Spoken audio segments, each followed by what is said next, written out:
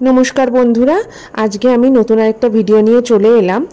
এই ভিডিওতে আপনাদের দেখাবো কিভাবে ঘরোয়া উপায়ে খুব সহজভাবে ঘি তৈরি করা যায়। বাড়িতে যে গরুর দুধটা আসে সেই গরুর দুধের ফ্রিজে রেখে দিলে ওপরে একটা ননি পড়ে, সেই ননিটা মা জমিয়ে রাখে। আর দুধ জাল দিলেও সর পড়ে, সেই সর আর ননি ফ্রিজে মা জমিয়ে রাখে। এই ননি আর সরটা ডিপ ফ্রিজে জমিয়ে রাখতে হবে। তো বেশ 3 কৌটা মতো বড় বড় ননি জমেছে। তো এই ননিটাই এবার গামলাতে মা ঢেলে দিয়েছে। তো এই ননিটা এবার ভালো করে ঘুটে নিতে হবে। এই যে দেখুন ননিটা কি সুন্দর বেশ জমে গেছে ডিপ ফ্রিজে রাখার ফলে। তো আমি সেটা তুলে নিচ্ছি, তুলে গামলাতে ঢেলে নিচ্ছি। এই যে আমি সব ননিগুলো এই যে ঢেলে নিচ্ছি গামলাতে। তো আমাদের হ্যান্ড ব্লেন্ডার নেই আর ইলেকট্রিক ব্লেন্ডারও নেই, তাই হাতা দিয়েই ঘুরতে হবে আমাদের। তো সেটাই আমি ঘুটে নিচ্ছি, আপনাদের দেখাচ্ছি ননিটা কেমন হয়েছে। তো আমি ঘুটে নিচ্ছি ননিটা ভালো করে। যত ভালো করে ঘোটা হবে ঘিটা ততই ভালো হবে। তো দেখুন কি সুন্দর হয়েছে। তো আমি খুব ভালো করে ঘিটা বেশ অনেকক্ষণ ধরে আধ ঘন্টা মতো ঘুটে নিচ্ছি। তো এই যে আরেক বাটিও ছিল সেটাও আমি ঢেলে দিলাম, আরেক বাটি ননি। তো আমি এবার ভালো করে ঘুটে নেব।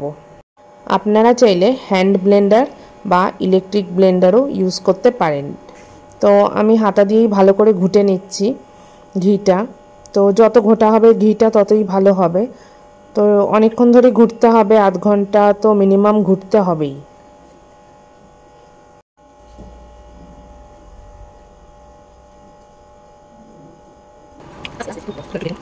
যেহেতু আমাদের ইলেকট্রিক বা হ্যান্ড ব্লেন্ডার কিছুই নেই, তো ঘুরতে ঘুরতে হাত ব্যথা হয়ে যায়, কিন্তু তাও দেখুন এই যে বেশ সুন্দর করে ঘুটে নিয়েছি। তো ঘোটাটা হয়ে গেছে। এবারে মা ঠান্ডা একদম চিল্ড ওয়াটার ফ্রিজ থেকে বার করে দিয়ে দিচ্ছে। তো দেখুন কি সুন্দর ননিটা ছাড়া ছাড়া, ননি না মাখনটা কীরকম ছাড়া ছাড়া হয়ে যাচ্ছে। দেখুন মাখনটা আর জলটা আলাদা হয়ে যাচ্ছে। এই যে দেখছেন মাখনটা কি সুন্দর আলাদা হয়ে যাচ্ছে। ঠান্ডা জল দিলে মাখনটা জমে যায় এবং আলাদা আলাদা হয়ে দলা দলা হয়ে যায়। এই যে মাখনটা আলাদা আলাদা হয়ে যাচ্ছে, আমি জল দিয়ে যত নাড়া দিচ্ছি তত মাখনটা জমাট বেঁধে যাচ্ছে। যেহেতু ফ্রিজের চিল্ড ওয়াটার, তো সেই জন্য মাখনটা পুরো দলা বেঁধে যাচ্ছে আর শক্ত শক্ত মতো হয়ে যাচ্ছে। তো নর্মাল ওয়াটার দেওয়া যাবে না, এটাতে চিল্ড ওয়াটারই দিতে হবে। আর চিল্ড ওয়াটার দিয়ে এরকম অল্প অল্প দিয়ে এরকমভাবে নাড়তে হবে, নেড়ে নেড়ে পুরো মাখনটাকে দলা বাঁধিয়ে দিতে হবে। এই যে আমি মাখনটাকে আলাদা আলাদা করে নিচ্ছি, ছাড়া ছাড়া করে নিচ্ছি। তো এই দেখুন কি সুন্দর মাখনটা বেরিয়ে এসছে, আলাদা আলাদা হয়ে গেছে আর জলটা আলাদা হয়ে গেছে।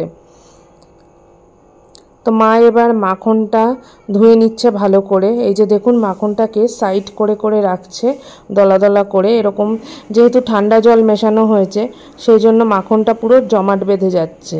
এই দেখুন কি সুন্দর জমাট বেঁধে গেছে।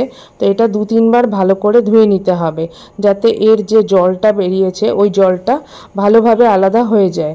কারণ এটা ইমপিউরিটিস যেটা থাকলে মাখনটা অত ক্লিয়ার হবে না। তো এটা যত ভালোভাবে ধোয়া হবে মাখনটা তত তাড়াতাড়ি মানে তত ভালোভাবে আর কি বেরোবে। তারপরে এটাকে জাল দিলে সুন্দর ঘি তৈরি হয়ে যাবে। এই যে আবারও জল দিয়ে মা মাখনটাকে ভালো করে ধুয়ে নিচ্ছে। তো এই মাখনটাও ভালো খাওয়া যায়, কিন্তু আমরা মাখন খাবো না, আমরা ঘি বানাবো। তো সেই জন্য এটাকে জালে বসাবো ভালো করে ধুয়ে নিয়ে। তো মা ভালো করে আবার ধুয়ে নিচ্ছে। এই যে দেখুন জলটা কত ক্লিয়ার হয়ে গেছে।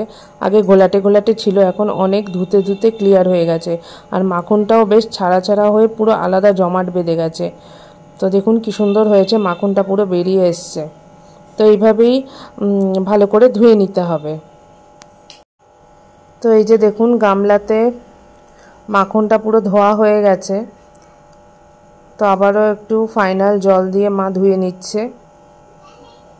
দেখুন জলটা এবার কত ক্লিয়ার দেখতে পাচ্ছেন আপনারা। আগে জলটা যেমন ঘোলাটে ছিল, তো এবার কত ক্লিয়ার হয়ে গেছে জলটা, আপনারা দেখলেই বুঝতে পাচ্ছেন। পুরো মাখনটা শক্ত হয়ে জমাট বেঁধে গেছে। তো এটা নর্মাল ওয়াটারে একদমই করা যাবে না, এটা পুরো চিল্ড ওয়াটারেই করতে হবে।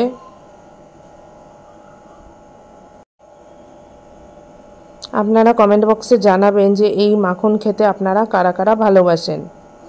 তো মাখনটা রাখা হবে না, আমরা ঘি বানিয়ে নেব। এই দেখুন মা ভালোভাবে আরেকবার ফাইনাল ধুয়ে নিচ্ছে। তো দেখুন ধোঁয়াটা কি সুন্দর হয়েছে। এই যে গামলাতে এবার মাখনটা পুরো নিয়ে সুন্দর ধোয়া হয়ে গেছে, আর জলটাও পুরো ফেলে দেওয়া হয়েছে। দেখুন কি সুন্দর, মানে এত সুন্দর মাখনটা বেরিয়েছে, পুরো জমাট বেঁধে গেছে। এইটা দিয়ে ব্রেড বা মানে ভাত খাওয়াই যায়, খুবই ভালো এটা বাটারটা। এই দেখুন বাটারটা কি সুন্দর হয়েছে, পুরো জমাট বেঁধে গেছে।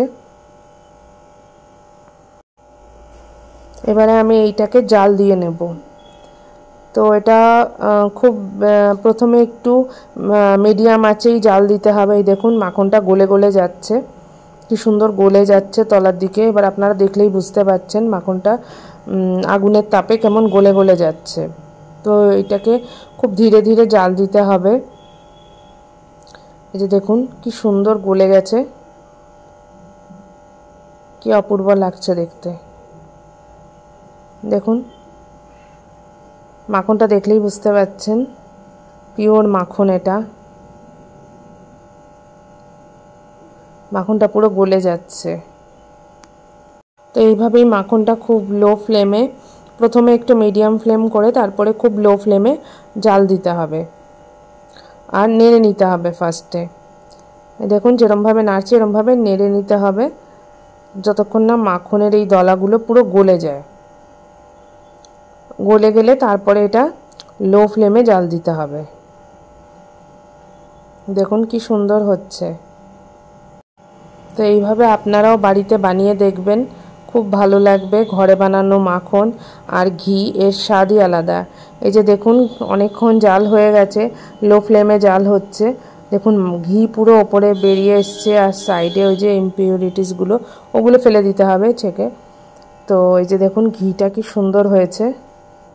দেখুন ঘিটা কীরকম হয়েছে আপনারা দেখেই বুঝতে পারছেন ঘিটা কীরকম কড়াভাবে জাল হয়েছে। আর ফ্লেভারটা এত সুন্দর বেরোচ্ছে, পুরো রান্নাঘরটা মম করছে, খুব সুন্দর গন্ধ বেরিয়েছে ঘিয়ের। তো এইটা এবার ভালোভাবে এই যে বোতলে ঢেলে নিয়েছি। দেখুন কি সুন্দর ঘিটা হয়েছে, কালারটা কি অপূর্ব হয়েছে দেখুন ঘিটা। আর এইটা দিয়ে ভাত খেতে, সিদ্ধ ভাত খেতে যা লাগবে না, অসাধারণ লাগবে। তো এই যে পরের দিন সকালবেলা দেখুন কীরকম জমে গেছে ঘিটা, দানাদার হয়ে গেছে। তো এই ভিডিওটা কেমন লাগলো আপনারা অবশ্যই জানাবেন, আর ভালো লাগলে একটা লাইক কমেন্ট করে দেবেন, আর বন্ধুদের সঙ্গে একটু শেয়ার করে দেবেন। আবার দেখা হবে একটা নতুন ভিডিওতে।